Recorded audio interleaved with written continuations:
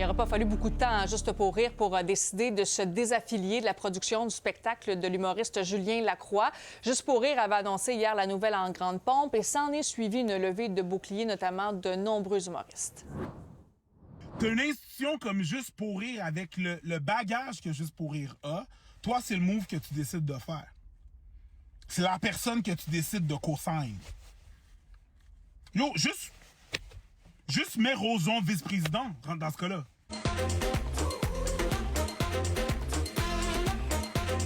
Merci Sylvain pour cette réponse rigoureuse sur comment ta compagnie soutient les femmes dans le milieu. Ça a le mérite d'être clair. Et j'accueille en studio l'humoriste Emna Achour. Bonsoir, Emna. Bonsoir. Donc, d'abord, comment tu as réagi à ce revirement de situation-là dans l'affaire de Julien Lacroix? Parce que tu as été une de celles qui a dénoncé la situation sur les réseaux sociaux. Oui, bien, c'est qu'en fait, moi, tant qu'il n'y a pas de changement systémique, parce que je pense que les problèmes sont beaucoup plus profonds que la seule chose qui est arrivée hier.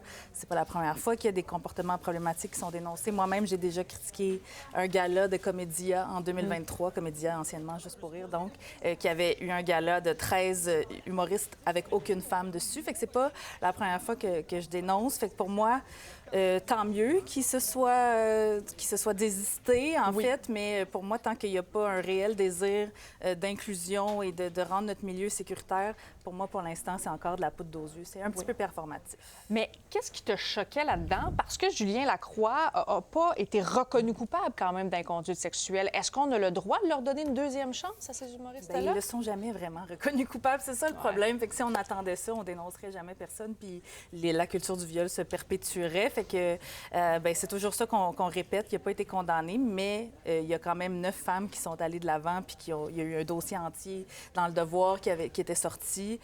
Moi, j'ai écouté plusieurs entrevues que Julien a données dans les dernières années. J'ai pas senti une remise en question de sa part, une amélioration. Fait que pour moi, d'endosser quelqu'un alors qu'il y a des centaines d'humoristes très talentueux, talentueuses, à qui on donne pas de chance, c'est un petit peu facile, j'ai trouvé. Puis justement, il y a beaucoup de femmes qui ont dénoncé la situation.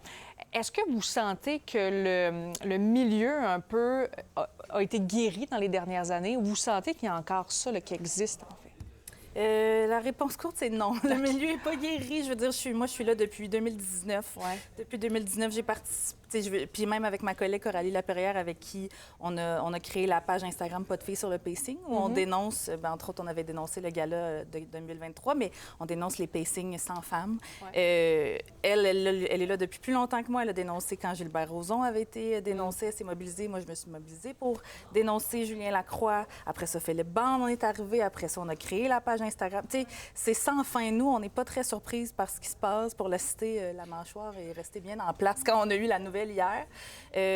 Tant mieux. Sentez-vous que les femmes ne sont pas écoutées? T'sais, vous dites, tu dis, c'est encore comme ça aujourd'hui. Je peux pas croire, après tout le mouvement qui s'est passé dans les dernières années. Bien oui, pour moi, que Juste pour rire fasse le move hier de dire on signe Julien Lacroix sans qu'il y ait de problème, sans remise en question, bien c'était un gros doigt d'honneur aux femmes, en fait, parce que nous, on en parle depuis des années. On se fait pas écouter. Ces personnes-là se font réembaucher. Fait qu'on fait passer l'argent et la carrière au détriment de la santé et le bien-être des femmes. Emna Achour, merci beaucoup d'avoir été en studio avec nous ce soir. Merci beaucoup.